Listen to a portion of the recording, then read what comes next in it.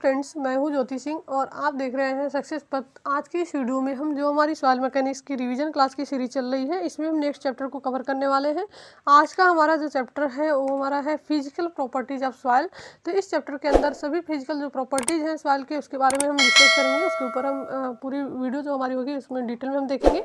तो इस वीडियो पर इन तक बने रहिएगा और इस वीडियो को अपने फ्रेंड के साथ ज़्यादा से ज़्यादा शेयर कीजिए। यदि आप पीछे की वीडियो नहीं देखे हैं तो पीछे की वीडियो आप सॉइल मैकेनिक्स की रिवीजन क्लास की प्लेलिस्ट में जाके आप देख सकते हैं। साथ ही साथ आपके सभी सब्जेक्ट के इंपॉर्टेंट क्वेश्चन आपके सेमेस्टर एग्जाम के पर्पज से बताए जा रहे हैं। तो आपके सर्वेइंग के, सॉइल मैकेनिक्स के, इनके और वेस्ट वाटर इंजीनियरिंग का जो आपका सब्जेक्ट है WNWWE, तो उसके भी इंपॉर्टेंट क्वेश्चन बता दिए गए हैं। तो उसके उन सब्जेक्ट की प्लेलिस्ट से जाके आप उन वीडियोज़ को देख सकते हैं, कौन कौन से क्वेश्चन आपके मोस्ट इंपॉर्टेंट है आपके सेमेस्टर एग्जाम के पर्पज से, और वो क्वेश्चन आपके रिपीटेड क्वेश्चन है जो बार बार एग्जाम में पूछे जाते हैं। तो चलिए हम स्टार्ट करते हैं। यदि आप चैनल पर नए हैं तो चैनल को सब्सक्राइब कर लें, बेल आइकन को प्रेस कर लें, जिससे कि हमारे नए वीडियो की नोटिफिकेशन आपको मिलती रहे। तो यहाँ पर हम देख सकते हैं कि हमारा जो चैप्टर का नाम है फिजिकल प्रॉपर्टीज ऑफ सॉइल, और इसके बारे में इसमें हम सॉइल के प्रॉपर्टीज़ के बारे में पूरी डिटेल में पढ़ेंगे। इसको हम 2 पार्ट में पढ़ने वाले हैं, क्योंकि एक पार्ट में जितने भी थ्योरेटिकल पार्ट हैं उसको हम कवर करेंगे, जो भी कंसेप्ट वगैरह है उसको हम क्लियर करेंगे। और नेक्स्ट जो हमारे इसी चैप्टर का जो दूसरा पार्ट होगा उसमें जो भी डेरिवेशन हमारे हैं उस डेरिवेशन को एंड जो भी न्यूमेरिकल आपके उससे रिलेटेड जो भी इंपॉर्टेंट न्यूमेरिकल है तो उन सभी न्यूमेरिकल एंड डेरिवेशन को हम दूसरे पार्ट में कवर करेंगे। तो चलिए हम देखते हैं। मोस्ट इंपॉर्टेंट चैप्टर है आपका सॉइल मैकेनिक्स का ये मृदा प्रावस्था यानी कि सॉइल फेज। सबसे पहले हम सॉइल फेज के बारे में पढ़ेंगे। सॉइल फेज आपका क्या होता है, मृदा प्रावस्था क्या होता है। तो मृदा पिंड मृदा कणों का समूह है जिसमें मृदा के ठोस कण एवं रंध्र स्थान यानी कि वाइड से जो खाली जगह होते हैं उसको हम रंध्र स्थान होते हैं। मृदा के रंध्र स्थानों में आंशिक या पूर्ण रूप से हवा अथवा जल हो सकता है। यही हमारा होता है मृदा प्रावस्था यानी कि सॉइल फेज। इसका मतलब क्या है कि जो मृदा पिंड है, मृदा कण का समूह है, उसमें क्या होता है कि मृदा के ठोस कण, रंध्र स्थान, जो आपके रंध्र स्थान होते हैं, ठोस कण एवं रंध्र स्थान उसमें होते हैं। ठीक है, एक तो सॉलिड होता है, एक आपके खाली जगह होते हैं, उसके बीच बीच में पार्टिकल्स के बीच बीच में जो खाली जगह होते हैं, तो उस खाली जगह में जो वाइड्स होता है, रंध्र स्थान होता है, खाली जगह होता है, उसमें या तो आपका आंशिक रूप से, ठीक है, रंध्र स्थानों में आंशिक या पूर्ण रूप से, आंशिक रूप से आपका हवा हो सकता है और जल हो सकता है। ठीक है, हवा और जल दोनों अगर होगा तो आंशिक रूप से आपकी मृदा, आपकी हवा और जल दोनों हो सकता है आंशिक रूप में। और जब अगर पूर्ण रूप से होगा तो पूर्ण रूप से क्या होगा कि जो रंध्र स्थान होंगे केवल हवा भरी होगी उसमें, या फिर केवल जल भरा होगा, तो उसको हम पूर्ण रूप से बोल सकते हैं। तो आगे हम देख रहे हैं कुछ टर्म है आपके इससे रिलेटेड। ऐसे आपका है संतृप्त मृदा, इसी से रिलेटेड है। संतृप्त मृदा जो आपकी सैचुरेटेड सॉइल होती है वो आपकी क्या होती है, तो रंध्र स्थानों में केवल जल की उपस्थिति। जो अभी आपने पढ़ा कि जो सॉइल फेज होता है उसमें मृदा पिंड होते हैं, मृदा पिंड के जो मृदा के जो ठोस कण है और रंध्र स्थान, 2 चीज़ें होती हैं। तो जो रंध्र स्थान है, खाली जगह है, उसी में या तो आपकी हवा हो सकती है या तो जल हो सकता है केवल। ठीक है, केवल हवा या केवल जल, तो आपका पूर्ण रूप से होगा। और जिसमें जल और हवा दोनों होगा तो आंशिक संतृप्त, आंशिक कहलाता है। ठीक है, तो उसको हम क्या बोलेंगे आगे किस टर्म से जानते हैं। तो संतृप्त मृदा जो हमारी होती है, रंध्र स्थानों में जो खाली जगह है उसमें अगर केवल जल की उपस्थिति है, मृदा ठोस कण है और उसके जो भी रंध्र स्थान है उसमें सारे में रंध्र स्थान में जल भरे हुए हैं, तो उस टाइप जो आपकी मृदा होगी वो हमारी क्या कहलाएगी, संतृप्त मृदा कहलाएगी। उस ऐसी अवस्था जो मृदा की होगी संतृप्त मृदा कहलाएगी। दूसरा हमारा है रंध्र स्थानों में केवल वायु की उपस्थिति। जो भी ठोस कण है और उनके बीच में अगर खाली जगह है तो और उस खाली जगह में केवल हवा भरी हुई है, वायु है, तो इस अवस्था में हमारी मृदा क्या कहलाएगी, शुष्क मृदा कहलाएगी, ड्राई सॉइल कहलाएगी। नेक्स्ट हमारा जो तीसरा टर्म आता है इसमें, रंध्र स्थान जो खाली जगह है उसमें वायु और जल दोनों एक साथ उपस्थित हो सकते हैं। तो जब ये दोनों चीज़ें उपस्थित हैं उस खाली जगह में एक साथ, तो उसको हम बोलते हैं आंशिक संतृप्त मृदा, यानी कि आंशिक रूप से वो संतृप्त है, कुछ उसमें जल भी है और कुछ वायु भी है। तो ये हमारे 3 टर्म मोस्ट इंपॉर्टेंट है, इसको समझना बहुत जरूरी है, एग्जाम में आपके बहुत ज़्यादा पूछे जाते हैं ये सारे टर्म। नेक्स्ट हमारा है रंध्र स्थान, जो अभी आप बार बार रंध्र स्थान, वाइड से खाली जगह के बारे में पढ़े। तो ये हमारा होता क्या है, मृदा कणों के बीच रिक्त स्थान या खाली जगह, मृदा पिंड में ठोस कण। तो ये जो आपका रंध्र स्थान होता है, मृदा कणों के बीच जो रिक्त स्थान है या खाली जगह होते हैं उनके कणों के बीच, वही हमारा रंध्र स्थान कहलाता है। नेक्स्ट हमारा है मृदा पिंड में ठोस मृदा कण, जल एवं वायु के रूप में अलग अलग संकल्पना मृदा प्रावस्था कहलाती है। जो मृदा पिंड होते हैं उसमें जो मृदा के ठोस कण होते हैं और जल होता है और वायु होता है, ये तीनों चीज़ें जो होती है उसकी अलग अलग संकल्पना ही मृदा प्रावस्था हमारी सॉइल फेज कहलाती है। मृदा पिंड में निम्न 3 प्रावस्थाएं हो सकती हैं। एक हमारा ठोस प्रावस्था, सॉलिड सॉलिड फेज, द्रव या जल प्रावस्था यानी कि लिक्विड फेज, और तीसरा हमारा वायु प्रावस्था यानी कि एयर फेज। तो अभी हम एक एक करके देखेंगे। प्रावस्था चित्र के बारे में हम समझेंगे कि आपका फेज, मृदा फेज तो हम समझ लिए क्या होता है आपका, लेकिन ये फेज डायग्राम कैसे बनाते हैं, क्या होता है, कैसे बनता है, इसमें कौन कौन से टर्म होते हैं, तो पूरी डिटेल हम इसमें देखेंगे फेज डायग्राम के अंदर। तो देखिए जो प्रावस्था चित्र होता है फेज डायग्राम, ये क्या होता है, मृदा पिंड में मृदा, ठोसों, जल व वायु के आयतन व भारों को चित्र में अलग अलग दर्शाया जा सकता है, प्रावस्था चित्र कहलाता है। जो मृदा के ठोस कण होते हैं, सामान्य मृदा पिंड होती है, जो ये आपको दिखाया एक्चुअल में इस प्रकार से होती है, यानी कि जो भी सॉलिड के कण हैं वो कण होते हैं, और इसके बीच बीच में जो खाली जगह होते हैं वही हमारा खाली जगह है, और इसी में या तो आपकी हवा भरी होगी, हवा केवल हवा है तो शुष्क मृदा कहलाएगी, केवल जल है तो आपकी संतृप्त मृदा कहलाएगी। अगर इसमें हवा और जल दोनों भरा हुआ है इस खाली जगह में, तो उसी को हम आंशिक संतृप्त मृदा बोलते हैं। तो एक्चुअल में आपका इस प्रकार से होता है, लेकिन दर्शाते हैं उसको हम कैसे हैं, प्रावस्था चित्र को इस प्रकार से अलग अलग करके हम उसको दिखाते हैं समझने के लिए, उसके टर्म समझने के लिए, उसका जो भी कैलकुलेशन है उसको समझने के लिए। तो इसलिए ये जो हम करते हैं ये हम इमेजिन करके करते हैं, कल्पना करके करते हैं, लेकिन एक्चुअल में ऐसा होता नहीं है। ऐसा तो है नहीं कि आपका सॉलिड नीचे होगा फिर वाटर भरा होगा फिर उसके बाद से एयर भर के हम उसको बंद कर देंगे, ऐसा कुछ नहीं है। सॉइल के जो कण होते हैं एक्चुअल में आपका सामान्य मृदा पिंड जो होता है ये स्थिति उसकी सही स्थिति है, लेकिन इसको हम कैलकुलेशन के लिए, अपने समझने के लिए इस प्रकार से हम इसको दर्शाते हैं कि आपका सॉलिड का पार्ट है, ये वाटर का पार्ट है, ये एयर का पार्ट है। इसको मान लेते हैं कि ये हमारा खाली जगह है, एयर और वाटर का जो पार्ट है यही आपका वाइड्स होता है। इसी खाली जगह में इन दोनों पार्ट में या तो जल भरा होगा या तो हवा भरी होगी या तो दोनों चीज़ें हैं, ठीक है। इसी खाली जगह में आप देख सकते हैं दोनों चीज़ें, तो यही हमारा आंशिक संतृप्त कहलाता है। तो आगे डिटेल भी हम पढ़ेंगे इसके बारे में। तो यही हमारा होता है प्रावस्था चित्र, जिसकी अलग अलग हम क्या करते हैं इसको दर्शाते हैं, और इसमें हम वेट और इनका वॉल्यूम भी दिखाते हैं। एक तरफ वेट दिखा देंगे, एक तरफ वॉल्यूम दिखा देंगे, और अलग अलग ये टोटल हमारा वॉल्यूम है, टोटल वेट है, तीनों का मिला के अलग अलग हम देखेंगे। तो सॉलिड का अलग होगा, वाटर का अलग होगा, एयर का अलग होगा वॉल्यूम, और इसी तरह इनका वेट भी होगा। तो ये हमारा वेट और वॉल्यूम दिखाकर सारी चीज़ों को जो हम दर्शाते हैं वही हमारा प्रावस्था चित्र फेज डायग्राम कहलाता है। तो अभी हम देख सकते हैं प्रावस्था चित्र में मृदा का कुल आयतन व भार मृदा पिंड के आयतन व भार के बराबर ही रहता है। जो मृदा पिंड का आयतन और भार है वही उसी के भार के बराबर ये होता है, इनका आयतन भार। किसी मृदा के प्रावस्था चित्र से हमें निम्न सूचनाएं प्राप्त होती हैं। जो फेज डायग्राम होता है किसी मृदा का, तो उससे हमको क्या क्या जानकारियाँ मिलती हैं, क्या क्या पॉइंट हमको मिलते हैं वहाँ से। तो मृदा में उपस्थित ठोस कणों का आयतन एक तो हमको मिलेगा, जो सॉलिड होंगे उनका आयतन, उनका वॉल्यूम, जल का आयतन, वायु का आयतन, ठोस कणों का भार, जल का भार और वायु का भार। वायु का भार होता है उसको हम नगण्य मानते हैं, जीरो मान लेते हैं, ठीक है। तो ये हमारा होता है सॉलिड का वॉल्यूम, वाटर का वॉल्यूम, एयर का वॉल्यूम, सॉलिड का वेट, वाटर का वेट और एयर का वेट। लेकिन एयर का जो वेट है वो हमारा जीरो होता है, उसको हम नगण्य मान लेते हैं। चलिए आगे हम देखते हैं। ये हमारा है मृदा पिंड की प्रमुख 3 अवस्थाएं हो सकती हैं। पहला हमारा आंशिक रूप से संतृप्त मृदा पिंड यानी कि पार्शियली सैचुरेटेड सॉइल, दूसरा हमारा शुष्क मृदा पिंड यानी कि ड्राई सॉइल, और तीसरा हमारा संतृप्त मृदा पिंड यानी कि सैचुरेटेड सॉइल। तो ये हमारा डायग्राम इसका कैसे बनेगा, डायग्राम आप जरूर याद कर लीजिए, जब भी एग्जाम में आता है फेज डायग्राम तो ये डायग्राम आप जरूर बनाइए। पहला हमारा है, देखिए सॉइल है, ये सॉइल के पार्टिकल है, फिर जल है, फिर वायु, यानी कि ये जो जल और वायु वाला पार्ट है यही टोटल हमारा वाइड्स है, खाली जगह है। इसी खाली जगह में आपका या तो वायु है या तो जल है या फिर दोनों चीज़ें हैं। तो जब दोनों चीज़ें होंगी तो इसको हम बोलेंगे आंशिक रूप से संतृप्त स्थिति में प्रावस्था चित्र। जब केवल खाली जगह में वायु होगा तो हम बोलेंगे शुष्क अवस्था में प्रावस्था चित्र, और जब केवल खाली जगह में जल होगा तब हम बोलेंगे संतृप्त अवस्था में प्रावस्था चित्र। तो इस प्रकार से इन तीनों टर्म को आप जरूर समझ लीजिए, तीनों जो भी इनके टर्म है। नेक्स्ट हमारा है, अब हम एक एक करके डिटेल देखेंगे कि आंशिक रूप से संतृप्त मृदा पिंड क्या होता है। ऐसे मृदा पिंड में ठोस, वायु व जल तीनों रहते हैं। सामान्य मृदा पिंड इस प्रकार के होते हैं। मृदा की इस स्थिति में प्रावस्था चित्र में मृदा के तीनों घटक विद्यमान होते हैं, जो अभी हम फिगर में देखें। फिगर से ही आपको समझ में आ जाता है जब, लेकिन एग्जाम में आपको इस प्रकार से लिखना होता है।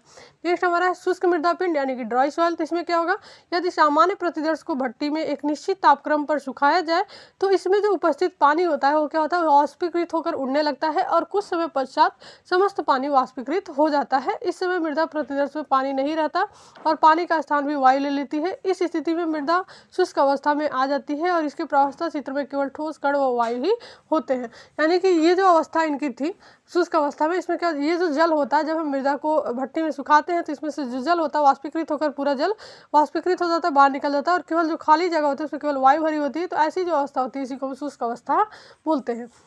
नेक्स्ट हमारा है संतृप्त मृदा पिंड।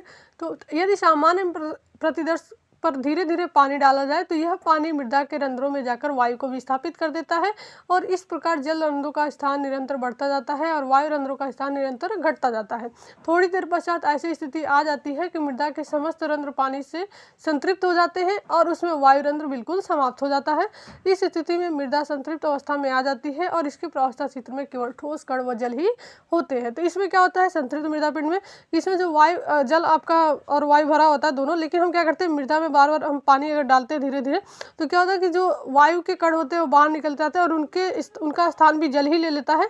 तो इस टाइम क्या होता है, जब पूरी तरीके से वायु आपकी बाहर निकल जाती है और सभी रंध्र स्थानों में जल भर जाता है तो इसी को हम बोलते हैं संतृप्त अवस्था में प्रावस्था क्षेत्र और इसी को हम बोलते हैं संतृप्त मृदा पिंड यानी कि सैचुरेटेड सॉइल। तो ये हमारे 3 टर्म हो गए प्रावस्था क्षेत्र के, फेज डायग्राम के। तो अभी तक हम पढ़ लिए कि सॉइल फेज क्या होता है और फेज डायग्राम क्या होता है, इसके कौन कौन से पार्ट्स हैं। नेक्स्ट हम देखते हैं बेसिक डिफिनीशंस। बेसिक डिफिनीशंस आपके कौन कौन से, अगर आप सॉइल फेज को समझ लिए हैं तो ये बेसिक डिफिनीशन आप बहुत ज़रूरी है ये पढ़ना, ठीक है। इसी सॉइल फेज में ही आपके सारे बेसिक डिफिनीशन मिल जाएंगे, एक डायग्राम में ही। एक डायग्राम को आपको समझना जरूरी है। तो यहाँ पर जो डायग्राम बना हुआ है आपको दिख रहा है, यही आपका संतृप्त जो आंशिक संतृप्त है वही बनाया गया है। सॉलिड भी है इसमें, वाटर भी है और एयर भी है। तो ये जो वाटर और एयर वाला पार्ट है ये दोनों पार्ट मिला के आपका होता है खाली जगह यानी कि वाइड्स, इसी को हम बोलते हैं। तो देखिए एक तरफ तो हम दिखाते हैं वॉल्यूम, टोटल वॉल्यूम हमारा हो गया एयर वाटर एंड सॉलिड का, फिर टोटल वेट हमारा हो जाएगा इन तीनों का मिला के। लेकिन अलग अलग जब हम दिखाएंगे तो अगर सॉलिड का केवल दिखाया तो इसको हम VS से डिनोट करेंगे, कैपिटल V आपका वॉल्यूम को डिनोट कर रहा है, ये आपका सॉलिड को। नेक्स्ट हमारा है VW, इतने पार्ट में जो जल आपका भरा उसका वेट हमारा क्या हो जाएगा, इसका वॉल्यूम हो जाएगा VW। V आपका वॉल्यूम है, W आपका वाटर का है, वाटर को डिनोट कर रहा है। VA आपका क्या हो जाएगा, ये आपका एयर का वॉल्यूम दिखाया जा रहा है। और ये जो एयर और वाटर है ये दोनों पार्ट मिलकर आपका क्या होता है, ये पूरा वाइड्स होता है, खाली जगह होता है। इसी खाली जगह में ये दोनों चीज़ें भरी हुई हैं। तो ये हमारा हो गया वाइड्स का वॉल्यूम। V आपका वॉल्यूम को डिनोट कर रहा है और ये V आपका वाइड्स को डिनोट कर रहा है, तो यानी कि वॉल्यूम ऑफ वाइड्स। नेक्स्ट हमारा है, इधर हमारा वेट होता है, तो ये टोटल वेट में हमारा एयर वाटर एंड सॉलिड तीनों आ जाएगा।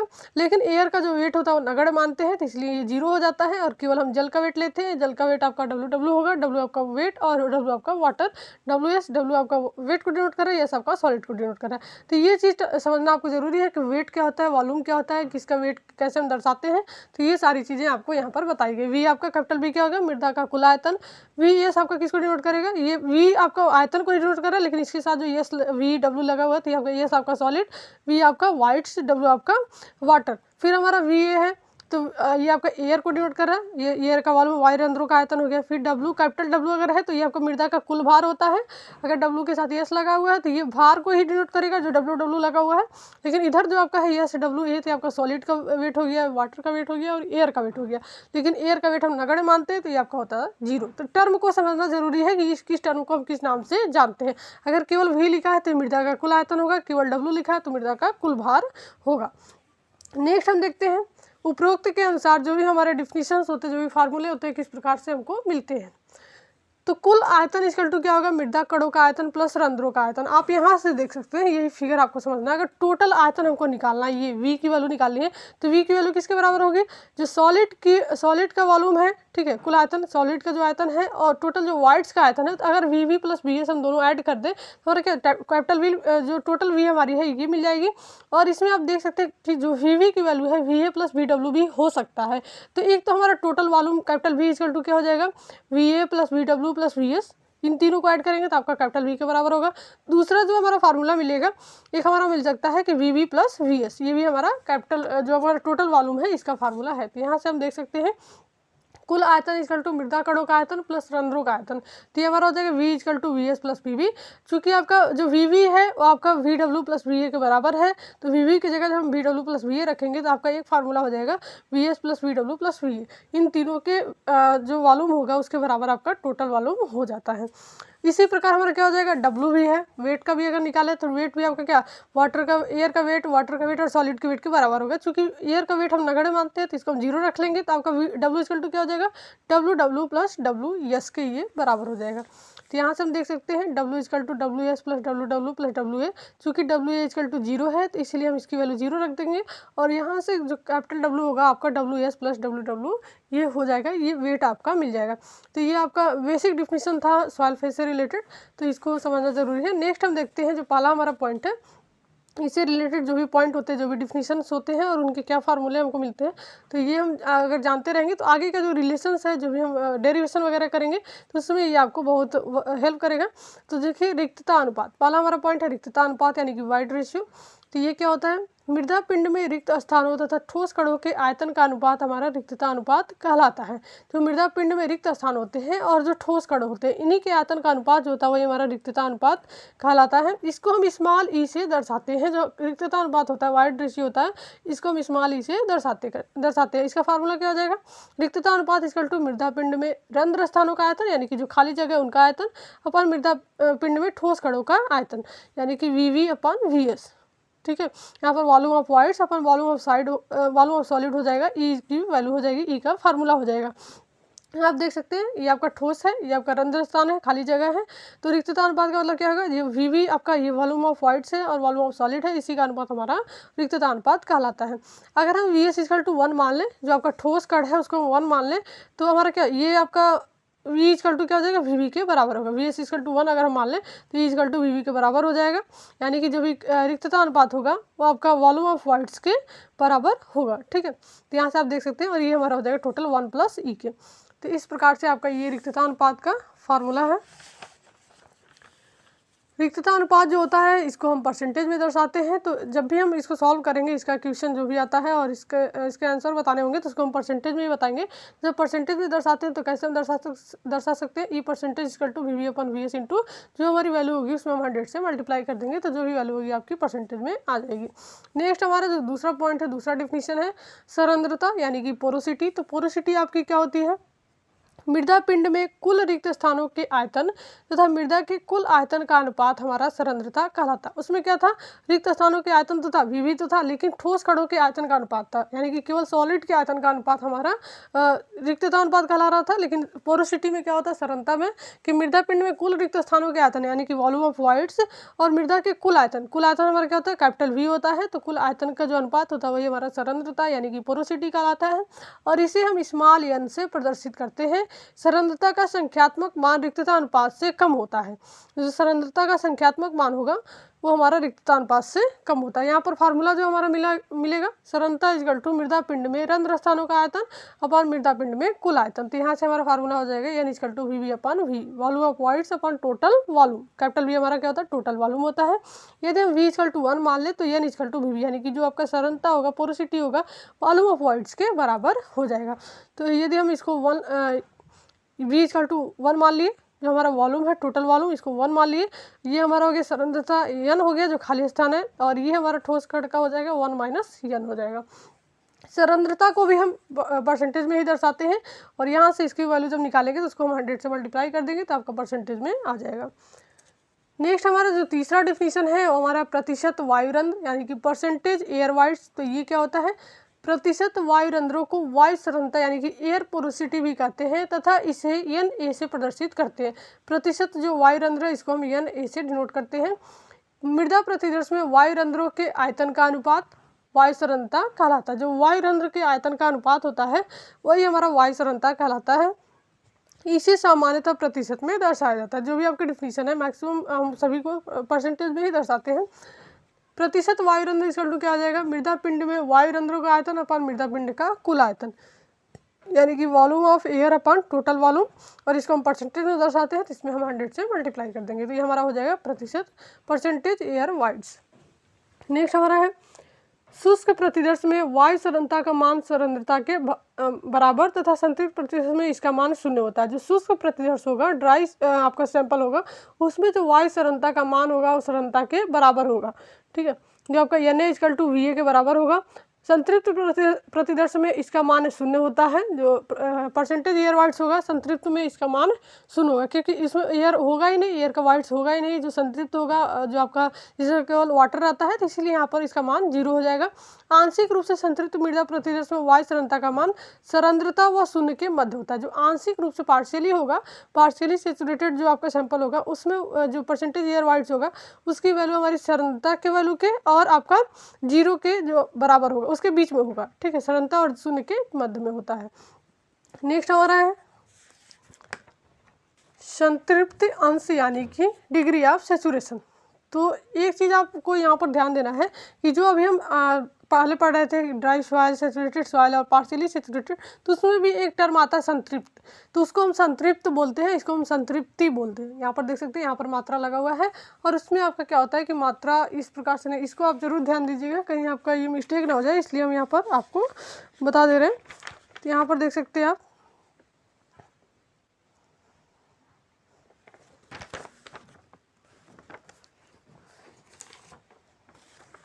ये जो आपका है आंशिक रूप से संतृप्त मृदा पिंड, ये आपका संतृप्त होता है, सैचुरेटेड होता है, और ये आपके सैचुरेशन होता है जिसको हम संतृप्ति बोलते हैं, डिग्री ऑफ सैचुरेशन। तो इसमें आप जरूर याद रखिएगा, संतृप्त और संतृप्ति में डिफरेंट, ये आपकी अलग अलग चीज़ें हैं।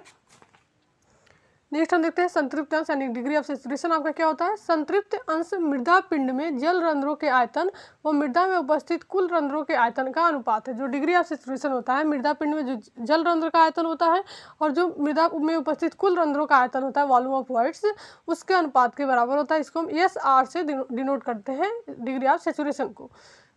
संतृप्त अंश इक्वल टू क्या हो जाएगा, मृदा में जल का आयतन अपन मृदा में कुल रंध्रों का आयतन, यानी कि जो वॉल्यूम ऑफ वाटर होता है, वॉल्यूम ऑफ वॉइड्स, इनके अनुपात के बराबर होता है आपका डिग्री ऑफ सैचुरेशन।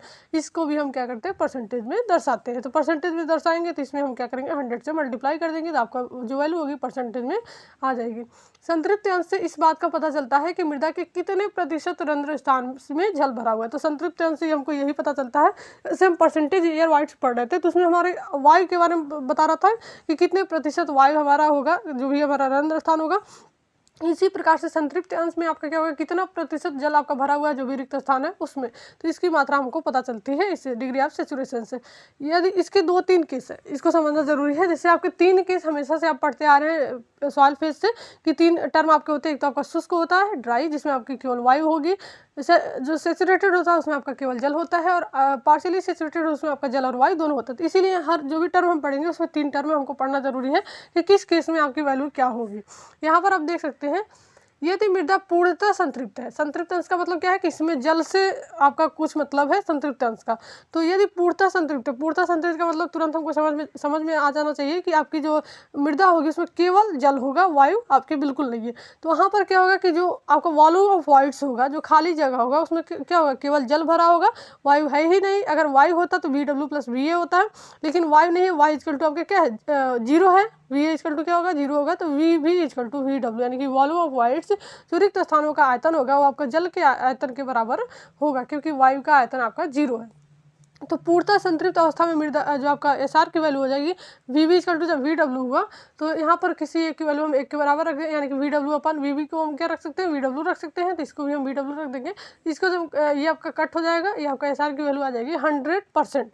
यहाँ पर आपका SR की वैल्यू क्या हो जाएगी, 100%। यानी कि संतृप्त हमको समझना क्या है कि पूर्णतः संतृप्त अवस्था में जब केवल जल आपका होगा, मृदा सैचुरेटेड अवस्था में होगी, तो उस टाइम आपका डिग्री ऑफ सैचुरेशन की जो वैल्यू होगी 100% होगी, यानी कि मैक्सिमम आपका यही होगा। नेक्स्ट हमारा इस प्रकार संतृप्त मृदा का संतृप्त अंश 100% होता है। यहाँ पर देख सकते हैं, यहाँ पर एक संतृप्त आपका है और यहाँ पर एक आपका संतृप्ति आया है। तो ये आपका सैचुरेशन है, ये आपका सैचुरेटेड है, ठीक है। नेक्स्ट हमारा है, यदि मृदा पूर्णतः शुष्क है। पूर्णतः शुष्क का मतलब क्या है कि पूरी तरीके से उसके जो रंध्र स्थान है उसमें केवल वायु भरी हुई है, वहाँ पर जल बिल्कुल नहीं, यानी कि जल की मात्रा क्या है, 0 है। PW यानी कि जो आपका वॉल्यूम ऑफ वाटर होगा वो क्या होगा, 0 होगा जब मृदा आपकी पूर्णतः शुष्क होगी। तो यहाँ पर हम क्या करेंगे, जो हमारा ये फार्मूला है VW = 0 रख देंगे। यहाँ पर देखिए 0 रख दिए, और इसको जब हम सॉल्व करेंगे तो यहाँ पर आपका SR की वैल्यू जो आ जाएगी, डिग्री ऑफ सैचुरेशन आपका 0% आएगा। यानी कि पूर्णतः जब शुष्क मृदा होगी तो उस टाइम आपका जो डिग्री ऑफ सैचुरेशन होगा 0% होगा, और यही इसकी लिमिट है, ठीक है। शुष्क अवस्था में 0% डिग्री ऑफ सैचुरेशन, और जो संतृप्त अवस्था होगी मृदा की उसमें आपका 100% होगा, मैक्सिमम होगा। और जो आपका यहाँ पर देख सकते हैं, मृदा की शुष्क अवस्था में संतृप्त अंश आपका 0% होता है, और जो आपके पार्शियली होगा, इस प्रकार जो SR की वैल्यू होगी डिग्री ऑफ सैचुरेशन की 0% से 100% तक हो सकता है। मिनिमम आपका 0 होगा, मैक्सिमम आपका 100% होगा। कब होगा ये आपको बता दिया गया, ये शुष्क अवस्था में और ये आपका संतृप्त अवस्था में। 0% से 100% के बीच के मानों के लिए मृदा आपकी संतृप्त अवस्था में होती है। ये आप कहोगे 0 से 100 के बीच में आपका मृदा आपकी संतृप्त अवस्था में होती है। तो ये टर्म आपका जरूरी था जानना कि कब आपका डिग्री ऑफ सैचुरेशन की वैल्यू 0 होती है, 0%, और कब आपकी 100% होती है। नेक्स्ट हमारा जो डिफिनीशन है वो है वाटर कंटेंट यानी कि जलांश। तो मृदा प्रतिदर्श में जल के भार तथा मृदा के ठोस कणों के भार के अनुपात को हम जलांश कहते हैं। इसे हम ओमेगा से दर्शाते हैं। जलांश इक्वल टू क्या हो जाएगा, मृदा प्रतिदर्श में जल का भार अपन मृदा प्रतिदर्श में ठोस कणों का भार, यानी कि जो जल का भार होता है वेट ऑफ वाटर। तो लेकिन ये आपका डायरेक्ट वेट ऑफ वाटर नहीं, कौन सा वेट होगा वाटर का ये हम अभी आपको आगे बताया जाएगा। ये आपका वेट ऑफ सॉलिड है, मृदा प्रतिदर्श में ठोस कणों का भार। तो इसका जब अनुपात निकालते हैं हमारा होता है ओमेगा यानी कि वाटर कंटेंट। जलांश को भी सामान्यतः हम परसेंटेज में प्रदर्शित करते हैं। ओमेगा परसेंटेज में हम निकालेंगे तो इसमें हम 100 से मल्टीप्लाई कर देंगे तो आपका हो जाएगा 100%। और यहाँ पर देखिए जो वेट ऑफ वाटर, ये कौन सा वेट होगा वाटर का, यहाँ जल के भार का तात्पर्य यह है कि मृदा प्रतिदर्श को 110 डिग्री सेंटीग्रेड के तापक्रम पर 24 घंटे तक गर्म करने पर उसके भार में होने वाली कमी। यानी कि पहले हम कोई सॉइल सैंपल ले रहे हैं, जैसे मान लीजिए 50 ग्राम हम ले लिए सॉइल सैंपल, और उसका हम क्या करेंगे, हमको उसको हम ओवन में ड्राई करेंगे। जो सॉइल हमारा होगा सैंपल होगा 50 ग्राम लिए उसको ड्राई किए, तो जो भी वायु होगी, जो भी आपकी जल की मात्रा होगी वो आपकी क्या होगी, वाष्पीकृत होकर बाहर निकल जाएगी। और जो क्या होगा, सैंपल का जो वेट होगा कम होगा, कुछ कम होगा। जब हम उसको निकालेंगे सुखाने के बाद 110 डिग्री सेंटीग्रेड के तापक्रम पर 24 घंटे तक गर्म करने के बाद जब हम उसको बाहर निकालेंगे तो जो 50 ग्राम हम सिंपल का वेट लिए थे वो आपका हो सकता है 40 ग्राम हो जाए। जब हम उसका वेट करेंगे और ये जो डिफरेंट होगा, ठीक है, 50 पहले था 40 अब आ गया। सॉइल तो आपका है ही, लेकिन क्या उसमें से वाष्पीकृत हुआ, जो जल था, जो जल का भार था वो आपका निकल चुका है अब सूखने के बाद, तो जो उसका डिफरेंस आएगा, ठीक है, 50 माइनस 40 इक्वल टू क्या हो जाएगा 10 ग्राम। तो ये आपका यही होगा वेट ऑफ वाटर। ये वाला वेट आपका यहाँ पर यूज होगा वेट ऑफ वाटर का, कि जल के भार का तात्पर्य मृदा प्रतिदर्श को 110 डिग्री के सेंटीग्रेड पर 24 घंटे तक गर्म करने के बाद उसके भार में जो कमी होगी वही हमारा होगा वेट ऑफ वाटर, यहाँ पर वाटर कंटेंट के लिए। नेक्स्ट हमारा है विशिष्ट गुरुत्व, स्पेसिफिक ग्रेविटी। स्पेसिफिक ग्रेविटी को अगर आप अभी तक नहीं समझे हैं तो इस लेक्चर में आप समझ जाएंगे कि स्पेसिफिक ग्रेविटी आपकी एक्चुअल में होती क्या है। देखिए विशिष्ट गुरुत्व आपका क्या होता है, किसी पदार्थ का विशिष्ट गुरुत्व उसके इकाई आयतन का भार तथा जल के 4 डिग्री सेंटीग्रेड पर इकाई आयतन के भार का अनुपात है। ये तो हम डिफिनीशन हमेशा से पढ़ते आ रहे हैं, लेकिन इसको समझना कैसे है, क्या होता है विशिष्ट गुरुत्व, एक्चुअल में आपको याद रहे कि विशिष्ट गुरुत्व का डिफिनीशन क्या है, कैसे हम उसको समझ सकते हैं, उसका मतलब क्या होता है। तो किसी पदार्थ का विशिष्ट गुरुत्व आपका क्या होता है, उसके इकाई आयतन का जो भार होता है तथा जल के 4 डिग्री सेंटीग्रेड पर इकाई आयतन के भार के अनुपात होता है। ये तो सबको पता होता है। यदि किसी पदार्थ का विशिष्ट गुरुत्व 2 है, यहाँ पर हम एक एग्जाम्पल से समझ रहे हैं, यदि किसी पदार्थ का, मान लीजिए कोई आपको बोल रहा है कि इसका ये पदार्थ है, कोई स्टोन है और उसका स्पेसिफिक ग्रेविटी आपका 2 है, तो उससे क्या मतलब है, इसका तात्पर्य है कि वह पदार्थ पानी की अपेक्षा 2 गुना भारी है। वह पदार्थ क्या है, पानी की अपेक्षा 2 गुना भारी है। यह 2 समान राशियों का अनुपात है। ये जो आपका अनुपात होता है विशिष्ट गुरुत्व, ये आपका 2 समान राशियां होती हैं, उन्हीं का अनुपात होता है, अतः इसकी कोई इकाई नहीं होती। ये टर्म आपका बहुत इंपॉर्टेंट है। जो विशिष्ट गुरुत्व होती है, स्पेसिफिक ग्रेविटी होती है, वो आपकी उसकी कोई यूनिट नहीं होती। सामान्यतः इसे हम कैपिटल जी अक्षर से प्रदर्शित करते हैं, स्पेसिफिक ग्रेविटी को कैपिटल जी से हम डिनोट करते हैं। तो विशिष्ट गुरुत्व इक्वल टू क्या हो जाएगा, पदार्थ के इकाई आयतन का भार अपॉन 4 डिग्री सेंटीग्रेड पर पानी के इकाई आयतन का भार। अगर किसी पदार्थ का स्पेसिफिक ग्रेविटी मान लीजिए 4 दिया गया है, तो इसका मतलब 4 का मतलब क्या है कि वो पानी से 4 गुना अधिक भारी है, ठीक है, पानी से 4 गुना अधिक भारी है। यहाँ पर आपका है मृदा कणों के विशिष्ट गुरुत्व कैपिटल जी का मान सामान्यतः 2.6 से 2.7 के बीच होता है। विशिष्ट गुरुत्व जितना अधिक होगा मृदा की सामर्थ्य ही अधिक होगी। लेकिन ये जो विशिष्ट गुरुत्व होता है सामान्यतः तो आपका ले लिया गया 2.6 से 2.7 के बीच होता है, लेकिन ये आपका मृदा के जो विशिष्ट गुरुत्व होता है आपके चट्टानों के विशिष्ट गुरुत्व पर डिपेंड करता है, क्योंकि चट्टानों के विघटन से ही आपका स्वाद का निर्माण होता है। तो अलग अलग प्रकार की चट्टानें होती है, तो अलग अलग प्रकार की मृदाओं के विशिष्ट गुरुत्व आपके अलग अलग होते हैं। तो इस प्रकार से उसी पर ये डिपेंड करता है। तो ये था हमारा विशिष्ट गुरुत्व। नेक्स्ट हमारा है घनत्व सूचकांक या सापेक्ष घनत्व। जो आपका डेंसिटी इंडेक्स होता है वो रिलेटिव डेंसिटी, दोनों आपकी एक ही चीजें हैं, बस इनको 2 नामों से हम जानते हैं, तो इसको आप जरूर याद रखिएगा। घनत्व सूचकांक या फिर जो सापेक्ष घनत्व है वो एक ही चीजें आपकी होती है। ये है क्या, मृदा का घनत्व सूचकांक अधिकतम रिक्तता अनुपात व प्राकृतिक रिक्तता अनुपातों के अंतर। अधिकतम रिक्तता अनुपात क्या होगा, ई मैक्स, और प्राकृतिक रिक्तता अनुपात क्या होगा, स्मॉल ई। तो इनके अंतर तथा अधिकतम व न्यूनतम रिक्तता अनुपातों के अंतर। अधिकतम आपका ई मैक्स और मिनिमम जो न्यूनतम होगा वो आपका ई मिनिमम। तो ई मैक्स माइनस ई और ई मैक्स माइनस ई मिनिमम के अनुपातों के इनका जो अंतर है, इनके अनुपात इनका जो अनुपात है इसे हम ID से प्रदर्शित करते हैं। जो आपका घनत्व सूचकांक होता है डेंसिटी इंडेक्स, उसको हम ID से डिनोट करते हैं और इसका जो फार्मूला क्या हो जाएगा, E max minus E upon E max minus E minimum, यानी कि जो अधिकतम रिक्तता अनुपात है और प्राकृतिक रिक्तता अनुपात है इनका अंतर और अधिकतम और मिनिमम रिक्तता अनुपातों के अंतर के अनुपात के बराबर होता है घनत्व सूचकांक। तो यहाँ पे याद रखेंगे। और इसमें एक टर्म आपका और आता है, कैसे हम इसको पहचानेंगे ई मैक्स और ई मिनिमम कौन सा है। तो ई मैक्स आपका क्या होता है, ये आपका मैक्स है तो अधिकतम हो गया और मिनिमम है तो आपका न्यूनतम हो गया, ये तो हम समझ लिए। लेकिन आपका एक पॉइंट और यहाँ पर मिलता है, ढीली अवस्था में और सघन अवस्था में। तो जो लूज स्टेट होता है, ढीली अवस्था होती है, उसी के वो जो आपका रिक्तता अनुपात होता है वही आपका ई मैक्सिमम अधिकतम होता है। और जो डेंस स्टेट की रिक्तता अनुपात होती है, डेंस अवस्था में, सघन अवस्था में, वही आपका न्यूनतम होता है, ई मिनिमम होता है। ये आप याद रखेंगे। ढीली अवस्था को हम ई मैक्स बोलते हैं और सघन अवस्था को हम ई मिनिमम बोलते हैं। ये आपका क्या है, जो कैपिटल ई आपका सॉरी स्मॉल ई होता है जनरली, जो हम अभी तक हम पढ़ते हैं वाइड रेशियो रिक्तता अनुपात। प्राकृतिक अवस्था में ये आपका रिक्तता अनुपात होता है। देखिए, घनत्व सूचकांक केवल स्थूल कण वाली मृदाओं के लिए ही महत्वपूर्ण है। जो कोर्स ग्रेन सॉइल होती है उनके लिए ये महत्वपूर्ण होता है घनत्व सूचकांक। जब मृदा प्राकृतिक अवस्था में अधिकतम ढीली अवस्था में होती है उस समय E equal to E max होता है। जब आपका प्राकृतिक अवस्था में अधिकतम ढीली अवस्था में होती है तो E equal to E max हो जाएगा तथा घनत्व सूचकांक ID इक्वल टू 0 हो जाएगा। E equal to E max हो गया तो यानी कि ये इसके बराबर हो गया, चाहे ये इसके बराबर हो गया, तो कहीं पर ई मैक्स इक्वल टू ई हम रख सकते हैं। यहाँ पर जब हम ई रखेंगे तो ये आपका इससे से कट जाएगा, 0 अपॉन ये हो जाएगा, तो इसकी वैल्यू क्या हो जाएगी, ID की 0 हो जाएगी। जब मृदा प्राकृतिक अवस्था में सघन होती है उस समय E equal to E minimum. जब प्राकृतिक अवस्था में जब ढीली होगी, देखिए आप यहाँ से समझ सकते हैं, जब प्राकृतिक अवस्था में जो रिक्तता अनुपात है ये जब ढीली होगी तो किसके बराबर हो जाएगी, ई मैक्स के। और जब सघन अवस्था में होगी प्राकृतिक अवस्था की जो रिक्तता अनुपात है तो ई मिनिमम के बराबर हो सकती है। तो ये दोनों टर्म है। जब ढीली होगी प्राकृतिक अवस्था की जो रिक्तता अनुपात है तब ID इक्वल टू 0 हो जाएगा और जब सघन होगी तो आपका E equal to E minimum होगा तो ID इक्वल टू 1 हो जाएगा। तो इस प्रकार जो ID का जो मान है वो आपका 0 से 1 के बीच होता है। मिनिमम आपका 0 हो सकता है, मैक्सिमम 1 हो सकता है। घनत्व सूचकांक का मान जितना अधिक होगा मृदा उतनी ही सघन यानी कि सघन अवस्था में होगी, यानी कि डेंस अवस्था में होगी जितना अधिक इसका मान होगा। नेक्स्ट हमारा है मृदा पिंड के घनत्व अथवा इकाई भार। जो भी आपके डेंसिटी वगैरह है, यूनिट वेट है सॉइल के, उसके बारे में हमको पढ़ना है। 4-5 आपके टर्म है यहाँ पर। उसके बाद से ये वीडियो आपकी कंप्लीट हो जाएगी। नेक्स्ट वीडियो में हम जो भी हमारा डेरिवेशन वगैरह है, न्यूमेरिकल है, उसको हम सॉल्व करेंगे इस चैप्टर से रिलेटेड। तो देखिए, मृदा पिंड के घनत्व अथवा इकाई भार, density or unit weight of soil, इसको हम डेंसिटी भी बोल सकते हैं या फिर यूनिट वेट भी बोल सकते हैं, दोनों चीज़ें हम बोल सकते हैं।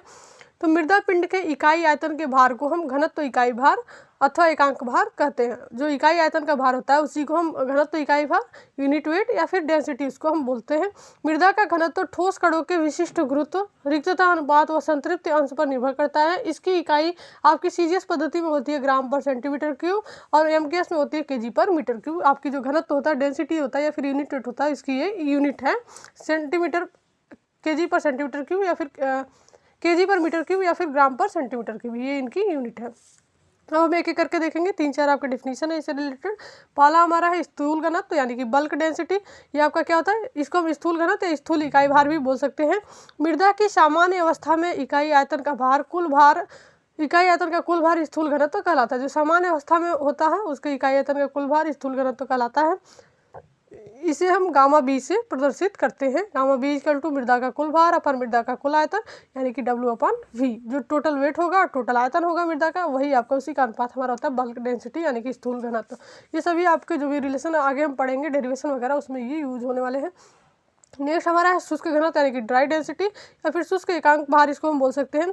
तो मृदा की शुष्क अवस्था यानी कि जब जलांश आपका 0 होगा, जल की मात्रा आपकी बिल्कुल 0 होगी, तो वही आपकी शुष्क अवस्था होती है मृदा की। उसमें आपका इकाई आयतन का भार शुष्क घनत्व कहलाता है। जो इकाई आयतन का भार होगा मृदा का वही हमारा शुष्क घनत्व कहलाएगा। इसे हम गामा डी से दर्शाते हैं। गामा डी इक्वल टू मृदा का शुष्क भार अपन मृदा का कुल आयतन WS/V यानी कि weight of solid upon total volume. Next हमारा है स्थूल घनत्व YB का मान गामा डी होगा, स्थूल घनत्व गामा बी का मान शुष्क घनत्व गामा डी के मान से सदैव अधिक होता है। प्रत्येक अवस्था में जो आपका वेट ऑफ सॉलिड होता है उसका मान टोटल वेट से कम ही होगा। देख सकते हैं जो स्थूल घनत्व है आपका बल्क डेंसिटी है गामा बी, इसका मान शुष्क घनत्व यानी कि ड्राई डेंसिटी के मान से सदैव अधिक होगा, यानी कि इसके गामा डी से सदैव अधिक होगा गामा बी की वैल्यू। कैसे होगी? क्योंकि इसमें जो वेट हम ले रहे हैं ये टोटल वेट आपका है, वाटर का होगा, एयर का तो जीरो मानते हैं, वाटर एंड सॉलिड दोनों होगा, लेकिन यहाँ पर जो वेट ले रहे हैं केवल हम सॉलिड का ले रहे हैं, तो इसकी वैल्यू आपकी ऑब्वियस से बात है इसकी वैल्यू आपकी अधिक होगी गामा बी की गामा डी से, तो ये आपको ध्यान देना है। नेक्स्ट हमारा है संतृप्त घनत्व यानी कि सैचुरेटेड डेंसिटी। तो मृदा की संतृप्त अवस्था में इकाई आयतन का भार संतृप्त घनत्व कहलाता है, इसे हम गामा सेट से प्रदर्शित करते हैं। सेट का मतलब आपका सैचुरेशन से है, सैचुरेटेड से। तो गामा सेट इक्वल टू संतृप्त अवस्था में मृदा का भार, यानी कि जो संतृप्त अवस्था में मृदा का भार होगा उसमें क्या होगा WS प्लस WW, सॉलिड भी होगा और वाटर भी होगा, और मृदा का कुल आयतन यानी कि V। संतृप्त अवस्था में संतृप्त अंश आपका क्या होता है 100% होता है। अभी हम पढ़े अभी थोड़ी देर पहले कि संतृप्त अवस्था जो सैचुरेटेड अवस्था होती है उसमें संतृप्त अंश डिग्री ऑफ सैचुरेशन क्या होता है 100% होता है, केवल क्योंकि इसमें केवल जल होगा। और गामा सेट का मान गामा बी यानी कि स्थूल घनत्व और गामा डी शुष्क घनत्व दोनों से अधिक होगा। ये जो गामा सेट होगा आपका गामा बी और गामा डी दोनों से अधिक होगा। नेक्स्ट हमारा है निम्नगन घनत्व सबमर्ज्ड डेंसिटी। तो मृदा का पानी में डूबने पर रह गया भार तथा उसके कुल आयतन का अनुपात निम्नगन घनत्व कहलाता है। इसे हम गामा सब से प्रदर्शित करते हैं। गामा सब इक्वल टू मृदा का पानी में भार अपॉन मृदा का कुल आयतन। पानी में जो भी ये आपकी डूबेगी तो इसी अपने आयतन के बराबर ये आपके पानी जो होती है हटाती है, तो मृदा का जो पानी में भार होगा और मृदा का जो कुल आयतन होगा ये अनुपात हमारा सबमर्ज्ड डेंसिटी कहलाती है गामा सब। मृदा का निम्नगन घनत्व इक्वल टू क्या हो सकता है संतृप्त घनत्व -1, यानी कि जो भी संतृप्त घनत्व होता है उसमें से जब एक हम माइनस करते थे हमारा गामा सब इक्वल टू गामा सेट -1 के बराबर होता है। तो ये थे आपके जो डिफिनीशन वगैरह थे मोस्ट इंपॉर्टेंट इस चैप्टर से रिलेटेड जो प्रॉपर्टीज ऑफ सॉइल हम पढ़ रहे थे। तो नेक्स्ट वीडियो में हम देखेंगे जो भी हमारे टॉपिक इसके बचे हुए हैं, जो भी न्यूमेरिकल वगैरह है, सारी चीज़ों को हम नेक्स्ट वीडियो में कवर करने वाले हैं। तो ऐसे वीडियोज़ के लिए चैनल पर बने रहिए और इस वीडियो को अपने फ्रेंड के साथ ज़्यादा से ज़्यादा शेयर कीजिए।